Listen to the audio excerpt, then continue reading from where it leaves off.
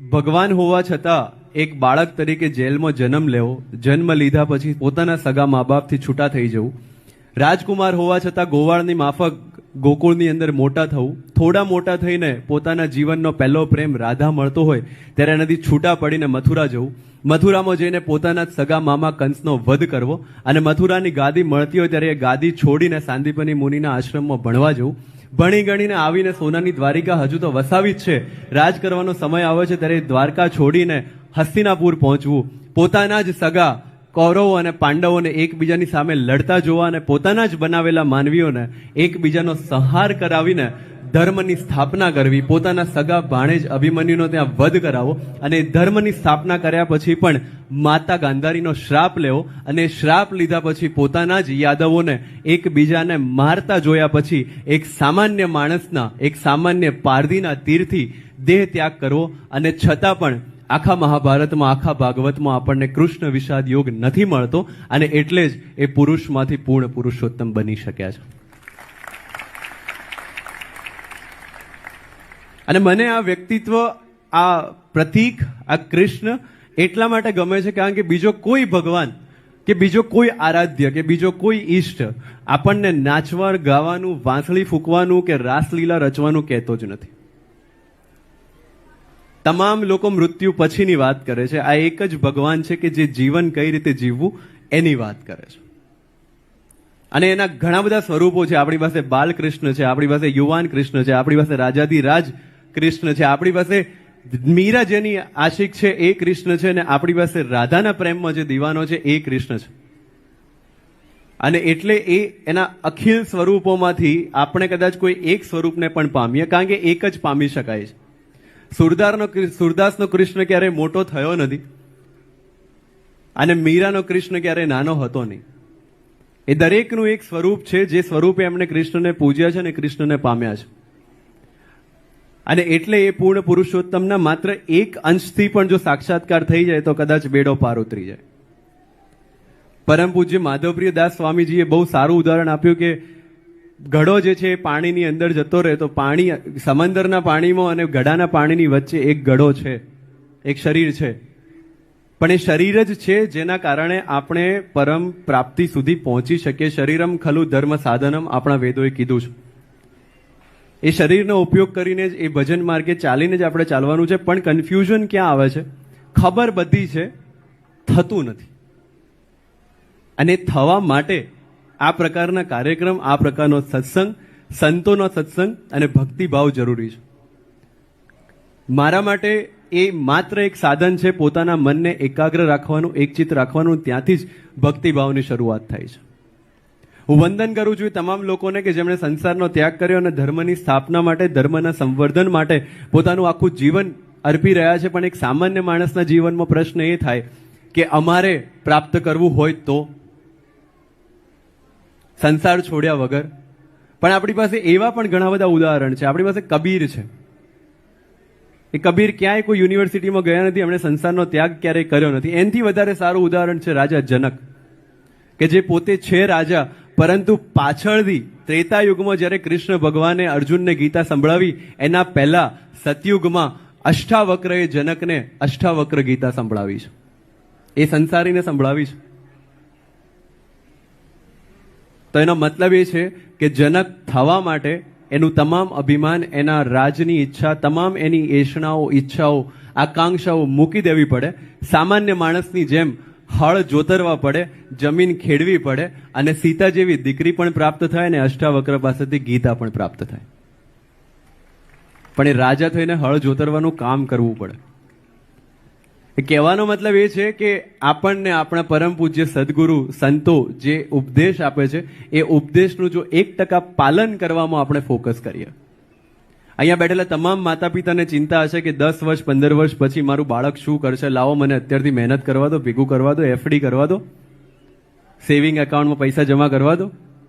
મને એમ કહો આજથી 10 મિનિટ પછી, અત્યારે 10 મિનિટ પછી શું થવાનું છે આમાંથી કેટલાને ખબર છે? ચિંતા આપણે 10 વર્ષ પછીની કરીએ છીએ. અને એ ચિંતા કરવામાં, બાળકના ભવિષ્યની ચિંતા કરવામાં, બાળકના ચારિત્ર્યની ચિંતા કરવાનું આપણે ભૂલી જઈએ છીએ. સદભાગ્ય છે કે ગુરુકુળ જેવી સંસ્થાઓ છે કે જે હજુ પણ આ કાર્ય શિક્ષણની સાથે થઈ રહ્યું છે, કે જ્યાં માત્ર શિક્ષણ નહીં પણ મૂલ્ય શિક્ષણ આપવામાં આવી રહ્યું છે. પણ માતા પિતા તરીકે આપણે એ પણ વિચારીએ કે કદાચ જો ભવિષ્યમાં 10 વર્ષ પછી 15 વર્ષ પછી એફડી નહીં હોય તો ચાલશે, પણ એ 10 વર્ષ કે 15 વર્ષ પછી હું ન હોઉં તો મારું બાળક એ રસ્તા ઉપર એકલું ચાલવા માટે સક્ષમ છે કે નહીં, એની પૂર્વ તૈયારી આપણે કરવી પડશે. મારા ઘરમાં મારા મમ્મી પપ્પા પાસે ફૂટી કોડી પણ નહોતી મને ભણાવવા માટે. એમણે ક્યારેય મને પૂછ્યું નથી કે તારે શું ભણવું છે ને ક્યાં ભણવું છે. મેં કીધું છે કે મારે આ કરવું છે ને એમણે કીધું કે તું કર. આજે આપણે 2 ફૂલ છોડ લાવીએ, એક વરંડામાં ઉગાડીએ અને એક રસ્તા પર ઉગાડીએ, થોડી થોડી કાળજી બંનેને આપીએ અને પછી બધું ફોકસ વરંડાવાળા ઉપર શિફ્ટ કરી દઈએ અને 10 વર્ષ પછી એ છોડમાંથી ઝાડ થઈ જાય અને પછી તાવતે જેવું એક વાવાઝોડું આવે તો કયું ઝાડ બચશે અને કયું પડશે? જે રસ્તા પર છે એ બચશે, જેને બહુ કાળજી આપી છે એ પડી જશે, કારણ કે એને તાડ તડકો અને છાંયડો જોયો નથી. જ્યારે બહાર રસ્તા ઉપર જે ઉગ્યું છે એ ઉગેલું રહેશે, કારણ કે એણે જીવનની તમામ સમસ્યાઓ જોઈ લીધી છે. એનું બેસ્ટ એક્ઝામ્પલ એ છે મહાભારતમાંથી કે જ્યારે અશ્વત્થામાને આટાનો ગોળ પીતા જોઈને ગુરુ દ્રોણ દોડ્યા કૌરવ સભામાં પહોંચી જાય છે કે મારા દીકરાને બધા સુખ આપો, મારી સેવા હું કુરુરાષ્ટ્રને સમર્પિત કરું છું. એ વખતે અશ્વત્થામાને આટાનો ગોળ પીતો જોઈને ગુરુ દ્રોણે પોતાનો તમામ વેલ્યુઝ સંસ્કાર સાઈડમાં મૂકી અને કૌરવ સભાને આશ્રિત થઈ ગયેલા પોતાના બાળકની ભવિષ્યની ચિંતા કરીને એની જગ્યાએ જો એ આટાનો ગોળ પીને સંતોષ કઈ રીતે માનવો એ અશ્વત્થામાને શીખવાડ્યું હોત તો કદાચ મહાભારતનો ઇતિહાસ અને ગુરુ દ્રોણનો ઇતિહાસ અલગ હોત. ભવિષ્યની ચિંતા કરવા કરતાં ચારિત્ર્યની ચિંતા કરીએ. આપણે બાળકને પાંખો તો છે એની પાસે, આપણે સમાજ તરીકે માત્ર એને આંખો આપવાની છે. અને મને કીધું કે અહીંયા ઘણા બધા યુવાનો પણ બેઠા છે, એ યુવાનોને પણ મારી વિનંતી છે કે આપણે ખૂબ ઉપર ઉડીએ, જેટલી પ્રગતિ કરવી હોય એટલી કરીએ, પણ એ ઉડવું અને એ પ્રગતિ જે છે ને એ આકાશમાં ચગતા પતંગ જેવી છે. એ પતંગનું ભવિષ્ય માત્ર ત્યાર સુધી છે જ્યાર સુધી એ દોરી સાથે જોડાયેલું છે. એ દોરી સાથે જ્યાર સુધી જોડાયેલી છે ત્યાર સુધી જેટલા ઉપર જવું એટલા ઉપર જવા માટે સ્વતંત્ર છે. પણ એ દોરી જો તૂટી જાય તો એ પતંગનું શું થાય એ આપણને બધાને ખબર છે. ક્યાંક કોઈક ગટરમાં હશે, ક્યાંક કોઈક ઝાડ પર હશે, ક્યાંક ફાટી જશે, ક્યાંક કોઈક ગાય ખાઈ જશે. તો આ સમાજ, આપણા ગુરુજનો, આપણા સદગુરુઓ, આપણા માતા પિતા, આપણા શિક્ષક એ દોરી છે. એ દોરી સાથેનું કનેક્શન જ્યાર સુધી આપણું અકબંધ છે ત્યાર સુધી પ્રગતિના જે આકાશ પર આપણે ઉડવું હોય ત્યાં સુધી ઉડી શકીશું.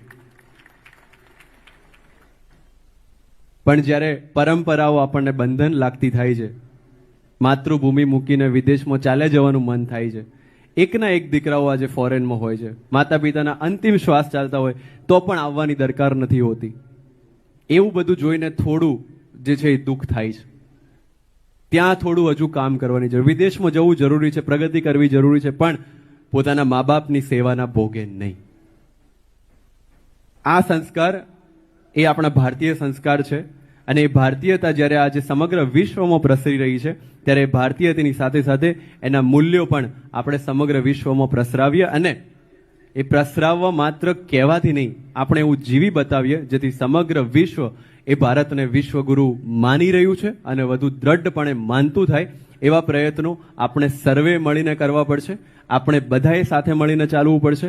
અને જેમ આપણા માનનીય પ્રધાનમંત્રી શ્રી કહે છે કે એક માણસ જો એક ડગલું ચાલે તો આ દેશ જે છે એ 125 કરોડ ડગલા એક સાથે આગળ કૂદી શકે છે, વધી શકે છે, પ્રગતિ કરી શકે છે.